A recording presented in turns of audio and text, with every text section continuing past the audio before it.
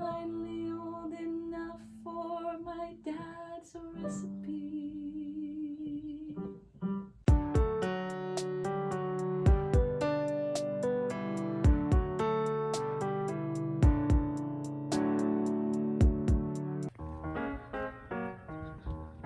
Jack. Jack. Come here. Yeah. That's a good boy. Good morning. Little boy. Say hi. Okay, I have the tea kettle boiling. It's literally gonna go off any minute. It is currently 8:04 a.m.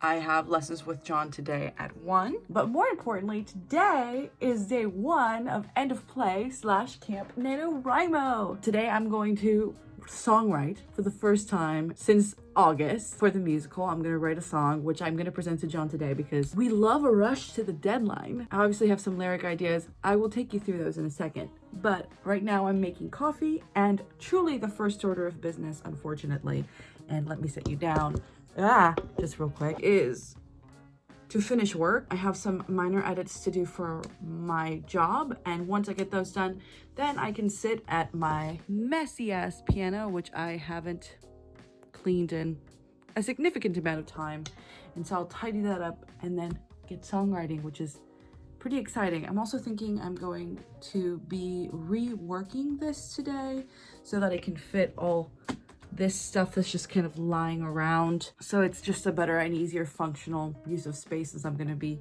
using this keyboard a lot to program, and then another keyboard that I'm going to be putting on here. And then also I want to put my scene cards and put them up there. Again, I don't know how much of that I'm going to get done today. That is ideally everything I want to do today so that I feel like I'm starting off on the right foot. I would also, I think, love to stream today if I can, just to kind of celebrate. But I'm gonna be honest with you, April 1st is one of my least favorite days to be online. You know, we struggle with misinformation every day, and people are like, this is a great day to tell jokes. And honestly, I low-key do not like it. And so with that, I will see you after work. Yeah. I will also be dressed. I'm still wearing my pajamas.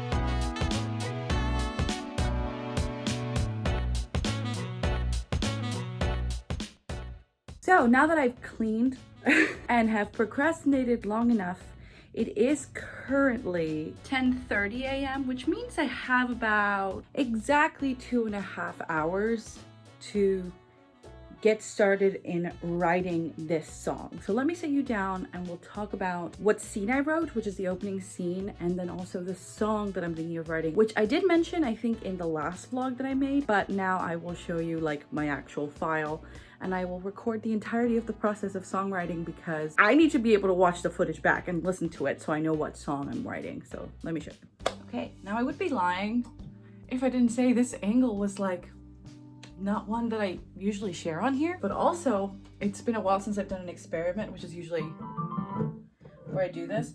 I didn't realize how long I hadn't touched this piano in until I realized how dirty it was. Anyway, now that we're here, we're gonna write. I have pretty much everything I need, but let's talk about my idea for the intro song, which I actually have already written down in my notes app, so we'll reference that. So I ended up writing this scene just as I was trying to get some ideas for what I wanted the opening scene to be.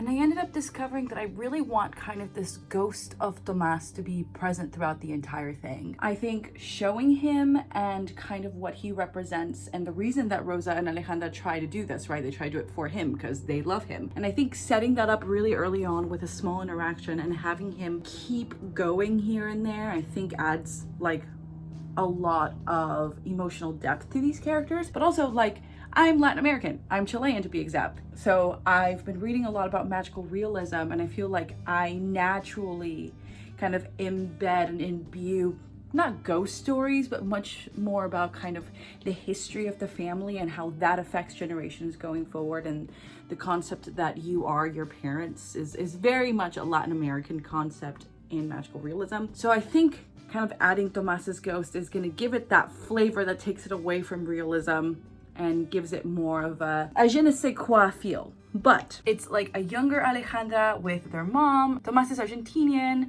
and Rosa is Chilean, but you know, they speak similarly because they've been living together for so long, whereas Alejandra speaks this kind of Spanish that you pick up when you live in the US. So because in the US you end up being influenced by a lot of other Spanish speakers, not just whatever is in your like native language and that kind of tone and accent, but the fact that you have to be able to communicate across like several different dialects of Spanish and be able to understand each other, like you end up just speaking a more neutral Spanish that can be understood by several different dialects of Spanish speakers. So I think that's where Alejandra's sitting. And I think that this song is going to be written in 3/4. I actually looked up the time signature of Howl's Moving Castle. So what I'm going to do is go into function here in my piano and change the time signature to 3/4. There it is. And so now when I play the metronome, bum, bum, bum, bum, bum, bum. And because I have a very clear melody, I'm actually gonna write the song in D major, because D major to me is the happiest key and it's one of my favorites. And I want like a deep little baritone there. So I'm just gonna get started and see where it takes me. I'm just gonna leave the camera recording and not even care about you or the fact that you're watching. I don't know how much I'm going to keep in there. Point is for me to watch this back and to be able to reference it when I sit down to actually work on edits. So because I have about 2.5 hours, it's about 2:40 right now. I want to write a rough draft and then try and work on the lyrics as much as I can so that when I show John at 1, I have something that with a little bit more solidity. I don't know. I'm just gonna take it from there and see what I have. I did finish outlining, so I have that to present to him, but I also want to present the first scene of the show, which I have written now. So let's get started.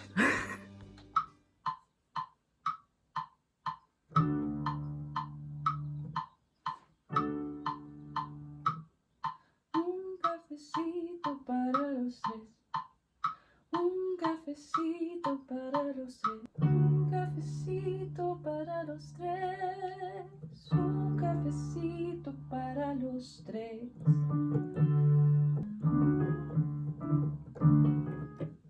This coffee made for 3, a quiet moment to sit here and breathe.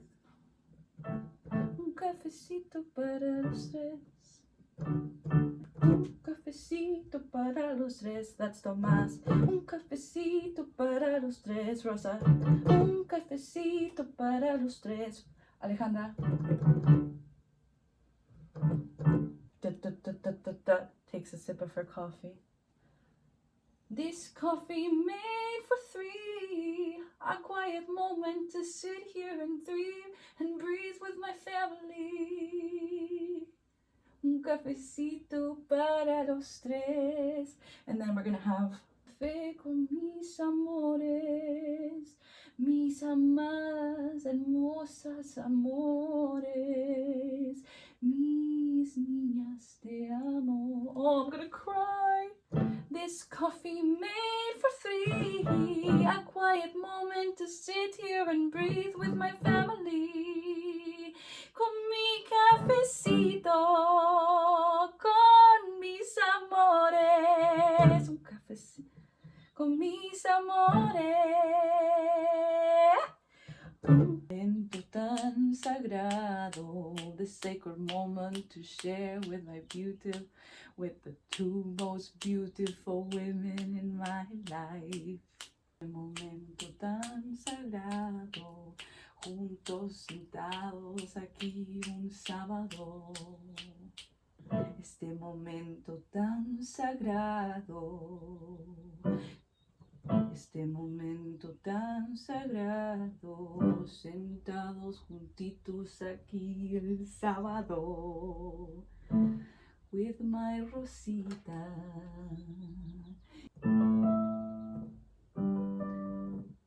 My first cup of coffee, I find finally no more warm milk for me. I was finally old enough for my dad's recipe. I waited all my life, and the moment it touched my mouth, I felt like I had a taste of home, that no matter where I'd go, I could come back home, and I had it con mis amores, con mis amores.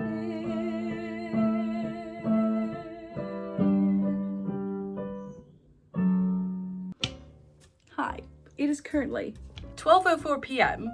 I have been writing for, I don't know, 1.5 hours at this point, and it does not feel done at all. But it also felt like no time passed. It has honestly been so good to be back, like in my body as a songwriter. It's like I saved every good idea that I've had in the last 6 months and just kept it all for like this month, which is just so exciting. Let me tell you what I have to work on now. First thing I have to do is transfer all these lyrics and scene that I wrote from this mess, which is just like a rough draft idea of it that I had, and type it up in Songcraft, which is a bit different than like my final draft file, which would be where it is eventually. But I do need to tell them what the chords are and stuff. So back when I was songwriting, Songcraft is what it's at. And also if you're looking to get some stuff for songwriting and you're looking for a songwriting tool, highly recommend Songcraft. You can check it out below if you're interested. I don't even get a commission, I think.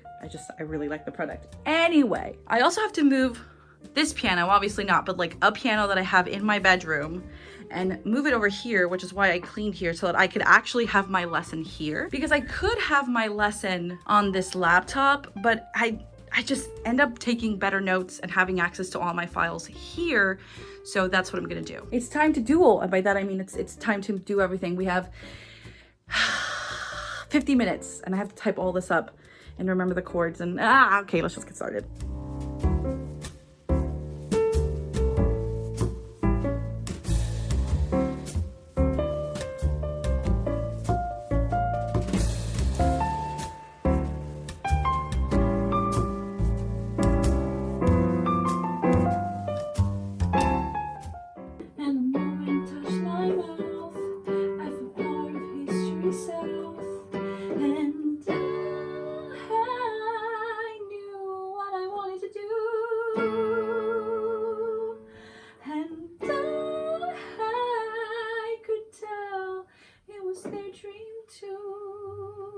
Hello. Oh my god, my headphones aren't plugged in. That's why I can't hear anything. Hold on. Oh god, this is a nightmare. Okay, I'm here. Can you hear me? Yay! Okay, perfect.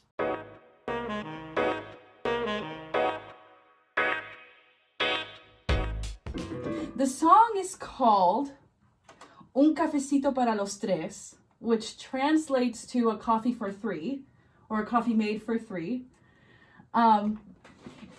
This is a Chilean trait, which is why everything is, I don't know if you know anything about Spanish, but ito or ita means that it's like the minuscule version of it. Like, so if you say, oh, that little thing, you would add like the ito. Yeah, exactly. Now, Chileans are known for the itoism. So if you speak to a Chilean Spanish person, they'll say everything in minuscule. And so it's just like, again, nobody would, it's like a, you say it to somebody you really love. It's like a really like loving form of it. But it's very funny because it's all of it is in here. But I just thought, people are going to watch this and be like, that is a lot of diminutive. And it's just like, yes, it's purposeful.